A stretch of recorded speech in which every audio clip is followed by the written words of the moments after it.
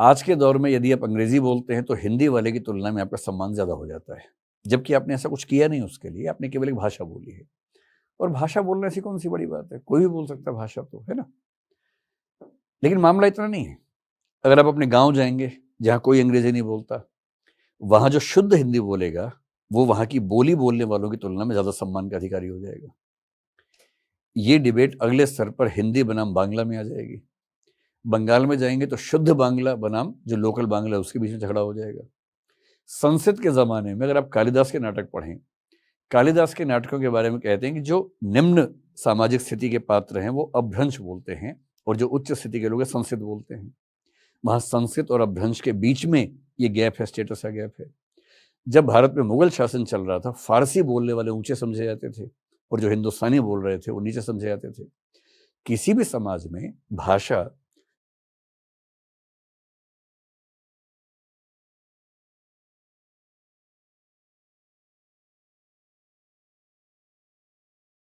भोजपुरी या ब्रजभाषा बोलेगा तो हो सकता है कि मैं इस भाव से देखूं कि तुम्हारा स्टैंडर्ड तो मुझसे कमजोर है भाई, मैं तो कम से कम मानक हिंदी बोल रहा हूं। ये एक चेन है पूरी की पूरी, ये केवल 2 लेवल्स नहीं है, ये मल्टीपल लेवल्स में समाज बटा हुआ है भाषा के नाम पे, और ये दुनिया के हर समाज में होता है, ये केवल भारत की बात नहीं। इंग्लैंड जाएंगे तो जो क्लासिकल इंग्लिश बोलेंगे और जो वहाँ की कोलोक्वियल इंग्लिश बोलेंगे उसमें अंतर आपको दिखेगा। और वहाँ भी चलता है, 4 कोस पे बदले पानी, 8 कोस पे बानी, बहुत प्रसिद्ध मुहावरा है, और ये केवल भारत में नहीं। मैं इंग्लैंड या अमेरिका जब यात्रा पे गया तो वहाँ अच्छे से दिखता है कि 2 शहरों के बीच की अंग्रेजी में ठीक ठाक अंतर आ जाता है, उसमें भी स्टैंडर्ड का अंतर आता है कि ये तो लिवरपूल की इंग्लिश बोल रहा है, हम तो लंदन की इंग्लिश बोलते हैं, वहाँ भी ये सब चलता है। ठीक, तो पहली बात तो ये हुई। दूसरी बात ये कि क्या अंग्रेजी और हिंदी माध्यम के बच्चों में कोई अंतर होता है, क्योंकि अब हम दोनों भाषाओं में काम करते हैं। हमने पहले तो करीब 17-18 साल केवल हिंदी में काम किया, पिछले 4-5 साल से हमने अंग्रेजी में काम किया। वेबसाइट से शुरू किया, फिर मैगजीन पे किया, फिर यूट्यूब चैनल पे किया, फिर क्लासेस शुरू की। और अच्छी बात है कि अंग्रेजी में जितनी हमें उम्मीद थी उससे बहुत ज़्यादा भरोसा बच्चों ने हम पे जताया, और हम पूरी कोशिश कर रहे हैं कि उनका भरोसा बिल्कुल भी दरकने ना पाए, टूटने ना पाए। हम बड़े कृत संकल्प हैं इस मामले में। हमारे पास जो बच्चे अंग्रेजी माध्यम में हैं उनकी संख्या काफ़ी ज़्यादा है, उन बच्चों की, मैं उनसे कई बार मिलना होता है। देखिए, अंग्रेजी जानने वाले भारत में कितने तरह के लोग हैं। कुछ हैं जो अंग्रेजी में सोचते भी हैं, अंग्रेजी में इमोशनल भी होते हैं, अंग्रेजी बोलते भी हैं, अंग्रेजी लिखते भी हैं। ऐसी आबादी देश में मुश्किल से 1% के आसपास होगी।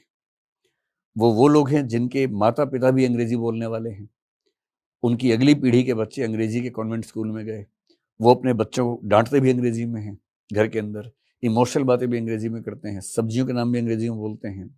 वो एकदम ठेठ अंग्रेज लोग हैं जो गलती से भारत में पैदा हो गए हैं। वो दरअसल उनकी मानसिक नागरिकता यूके या अमेरिका की है, दैहिक नागरिकता भारत की है, पासपोर्ट भारत का है, लेकिन वो दरअसल अंग्रेज लोग हैं जिनको भारत की भाषा नहीं आती। मेरा ऐसा 1-2 लोगों से आज तक सामना हुआ है, भारत में रहते हैं और यूपीएससी में कंपलसरी हिंदी में हर साल फेल हो जाते हैं क्योंकि उनको हिंदी आती नहीं है बिल्कुल भी। तो फिर हम मजाक में कहते हैं कि इनको हिंदी नहीं आता है, तो उनको, ठीक बात है, उनको इसमें उनकी गलती नहीं है, उनको परिवार ऐसा मिला, माहौल ऐसा मिला, उनको भाषा तो समाज से आती है ना। आपको वैसा माहौल नहीं मिलेगा तो भाषा कैसे आ जाएगी। इंग्लैंड का गधे से गधा बच्चा भी अंग्रेजी बोलता है, तो अंग्रेजी में ऐसी कौन सी खास बात है। माहौल मिलता है, जिसको माहौल मिलेगा बोल लेगा, उसमें कौन सी बड़ी बात है। दूसरा समाज हिंदी या भारत में ऐसा है जिसके लिए अंग्रेजी ज्ञान की भाषा है। जैसे मैं जब स्कूल में था, अंग्रेजी माध्यम पहली बार शुरू हुआ, मैं भी शौक में चला गया, फिर फेल हुआ तो वापस आ गया हिंदी माध्यम में। इंग्लिश आती नहीं थी, इंग्लिश मीडियम में कैसे काम चलता मेरा।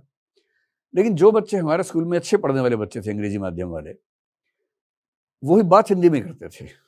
बात करना, प्यार मोहब्बत की बात करना, दुश्मनी की बात करना, गाली गलौज करना, सब हिंदी में करते थे।